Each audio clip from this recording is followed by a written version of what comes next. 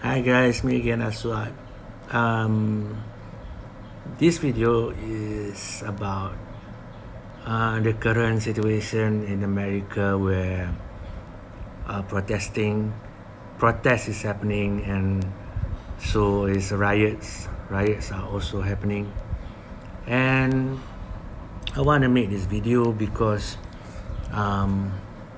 just want to share my thoughts on it.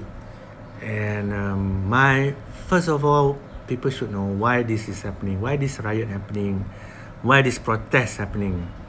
Because I want to make a differentiate between protests and riots.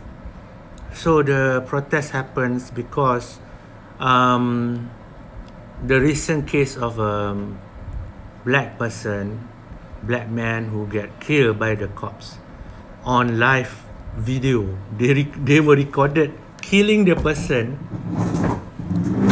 and where the police officer put his knee on the person's neck, and the person died. And I saw the video. The video is the people are pleading to the cop, help the person, don't do that, don't press on the neck, because that person say he can't breathe. The person was still talking. He was saying that, please don't, I cannot breathe. But they decided to, the police did not want to listen, and eventually the person died on live. It was recorded live. And then people got angry, and they started to protest.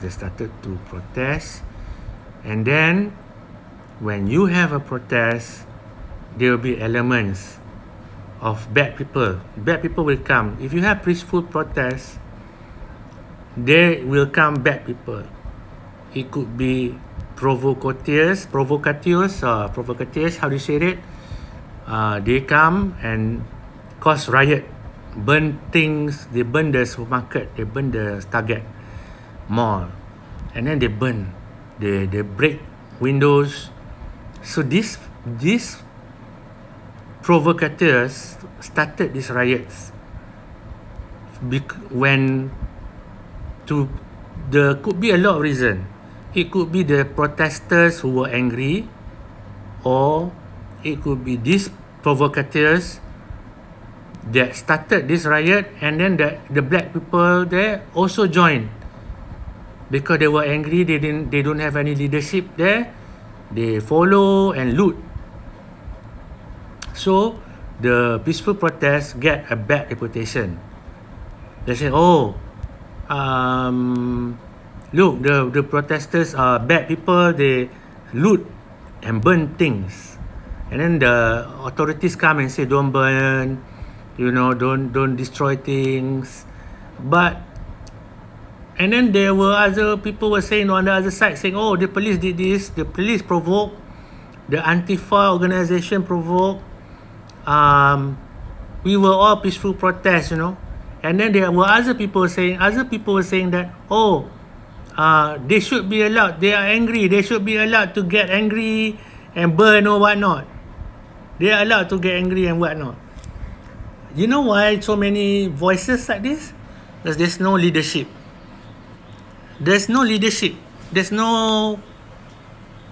even you ask the protesters, they said they don't have any leadership. They just go out on the street. They were mentioning where to meet, and then they start the riot. But there's no leadership to speak on their behalf.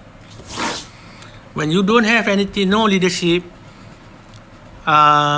things like this can happen. People can take, I'm not saying that things like this happen, people can take advantage of your project, which is the protest, and cause it to spiral out of control. So people will say you are doing a bad thing, even though you are saying that, no, we're not trying to do a bad thing, we're just trying to have a peaceful protest because we are angry. And we have the right to be angry. It's true, you have the right to be angry.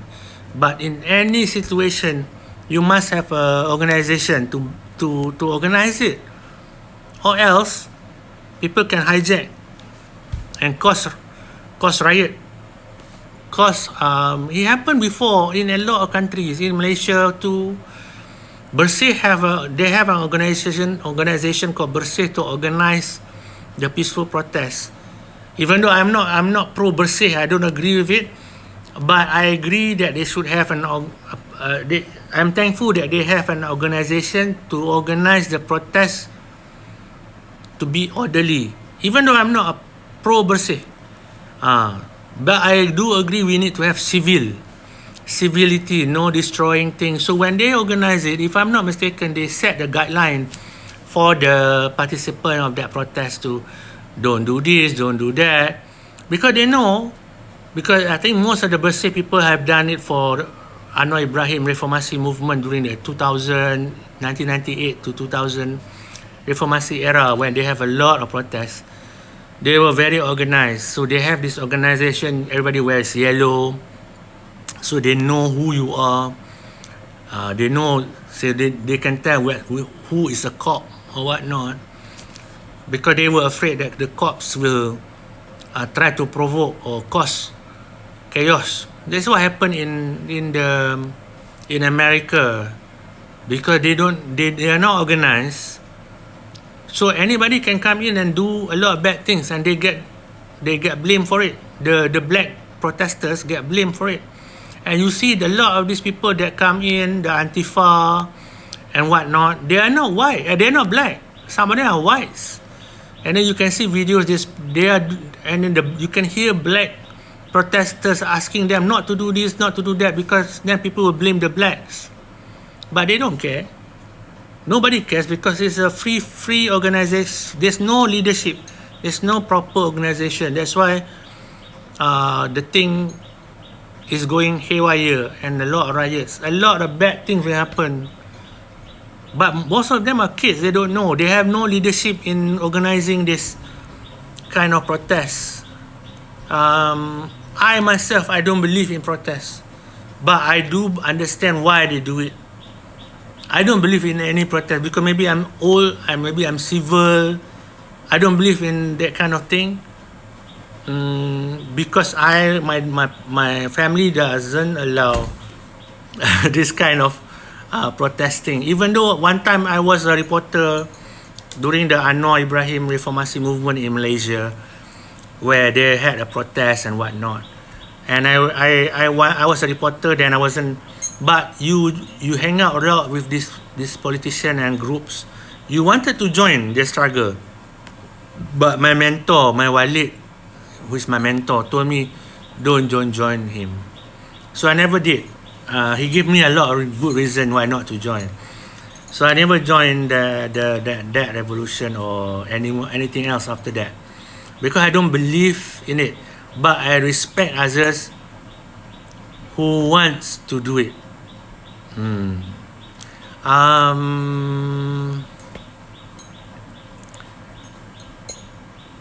Okay. One, they don't have any. They need to have a leadership. If they want to do a proper one, they need to organize it better. Because you hear so many celebrities or so many these so-called black voices saying one thing, another one saying no, one other saying angry. There's no direction, so people are free to do. And if you mark my word, the government or the police will come down hard, even harder. So unless you must have an organized protest, organized peaceful protest, like the Women's March. If you have anything that's properly organized, then you can do it well. Okay, so what can you do if you say, okay, what if I don't want to protest? What you can do a lot of things. Some of they were short-term suggestion was donating to these lawyers and whatnot, donating to this organization. They will try to help the protesters, build the protesters. Okay, but those are short-term reaction. What is a long-term suggestion? My long-term suggestion in my head, one, vote. The number one important thing is vote. America is lucky because you have 4 years. 4 years, you get to vote. Second time, you get to vote. 4 years. Another 4 years, you get to vote. So American presidents have a life span of 8 years maximum. But every 4 years, they have to vote. So vote. So this year is a voting year for America. They must come out to vote. The problem with America in the last year, 2016, the last election that got Trump elected, is because, and I believe this because I was talking to a lot of people on social media, they didn't go out to vote. After Obama, they were so happy with Obama. They become very weak, Americans become very weak during Obama. They don't go out to vote. Some of them were so high with Obama. Suddenly, Trump could win. And they checked, not a lot of people went out to vote. So don't blame anybody else but yourself if you don't go out to vote. I'm not anti-Trump. I don't blame Trump because he is there because people voted for him. He is the president of that country, of America. So they voted for Trump, and that's fine. I respect that. So after 4 years, you have to vote again. They didn't vote. A lot of people didn't go out to vote. So they choose this president. They can choose again this year. So 2020, there's another voting. So first step is you can vote. That's the most easiest, the most safest. Second, you can boycott. Boycott works. Economic boycott works to a lot extent, but you have to be strong. If you boycott, if a lot of people boycott on something will change. Then that's it. That's the legal way that people can deal with the changes. America is a big problem. Racism has been there for a long time. I don't know why suddenly it becomes so intensified, but that's the situation in that country. A lot of country is facing that too. So my third one is for my personally is that I pray to my Muslim brothers because they just have fasting and then they celebrate Aidilfitri during COVID. Now we have COVID also. Now they have riots. So imagine if you're surviving, you are getting sick, you are afraid of getting sick, you want to find a job, there's riot or things burning. How you need to think about yourself, you need to think about your family, it's such a lot of things. Then you have to about Black Lives Matter, which is important also, but at the same time you are dealing with all of this COVID, job loss, and then economic loss, and now riot and protest. A lot of things you have to think about, and which is why you see a lot of young people, they don't need to think about this thing so much. But unless you have money, you can think about, I want to go out. If you don't have money, you're having family health problem because of the COVID, you got nowhere to go except to just stay inside and weather this out. Wait until everything get to peaceful, can find a job, and then come time, you guys vote. Or else, no, there's no point. I'm not saying there's no point to protest. I'm saying that practically, if you cannot eat, you're having a COVID crisis, you don't have money, too much money, you're thinking about your family and your health. If everybody goes to haywire, how are you going to survive? The protest is the least thing you should be worried about. But I do believe it's your right. I believe if people are angry and they have the right to protest. But peaceful protest must be organized. It must find a leader, or else you will see a lot of chaos because people can come in and win your protest.